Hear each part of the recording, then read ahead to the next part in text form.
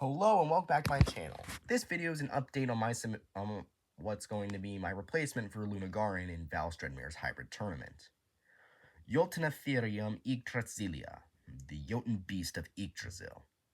Or you may refer to them as Molder or Mo Sislak. Most of it is the same as the last video, but it has some minor alterations.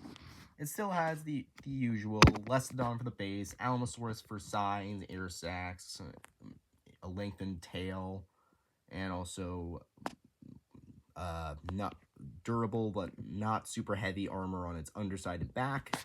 Scaletosaurus providing lightweight armor across most of the body. Limpet enhancing the teeth and claws. The tusk coming from the hippo. For your information, I'm just gonna have the tusky short until like about this size or something, so it can still fit in the creature's mouth, but be able to puncture deep into an opponent. The claws come from the giant anteater, which at this original size of the anteater can break through concrete, and at this size, it should be able to break through the armor of just about anything, from Glyptodon to a certain giant turtle. Chimpanzee is also present to boost its intelligence as well as its dexterity in its arms and giving it an opposable thumb. Opossum provides extra tail musculature and dexterity, and as well as buffing up the immune system. Another buff to its immune system comes from the king cobra, which provides some resistance to neurotoxins and hemotoxins and types of hemorrhagic venom. Also, the king cobra is present in the bite, which combines the venom of, well, the king cobra, which I've said way too many times already. The cobra's venom is injected via saliva by the way of the short-tailed shrew. The shrew does not provide anything for it. The shrew does not do anything besides allow it to produce venom, and that venom comes from the king cobra. Wolverine also gives it anal glands that allow it to give the world's most terrible form of crop dusting since the great bean and cheese instant of Who Gives a Darn, which could potentially suffocate or stun opponents. And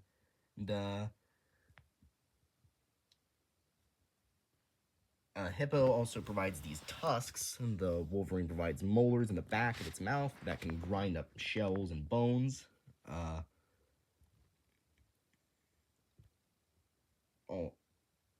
And also, the green bottle tarantula provides some of the hairs on the tail, which are urticating, meaning that they can be scratched off against opponents and be used as an irritant. They're also placed on the back of the neck and also on the shoulders to prevent opponents from climbing on.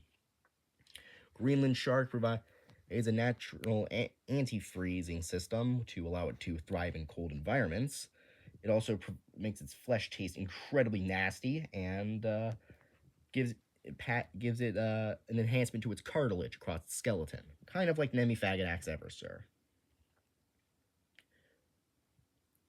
Also, the green bottle tarantula contributes to its coloration. I shall pull up the genome in just a moment to see if there's anything I missed.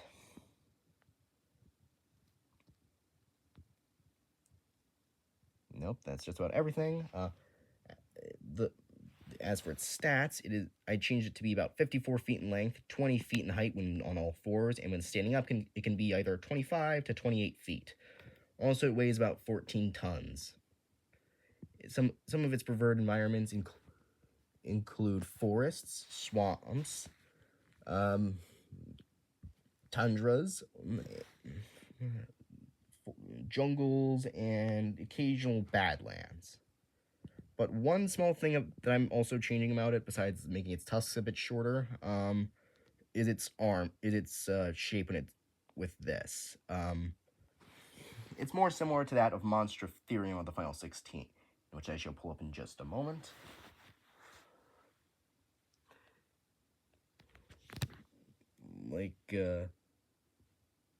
Its fist is going to be a lot more like that when knuckle walking. So just to make sure it doesn't break its hand. It's more like a stump, kind of like a pillar that, well, I'm just going to say its arm is more like Monstertherium's than what was depicted in the drawing. Anyways, that's it. Bye.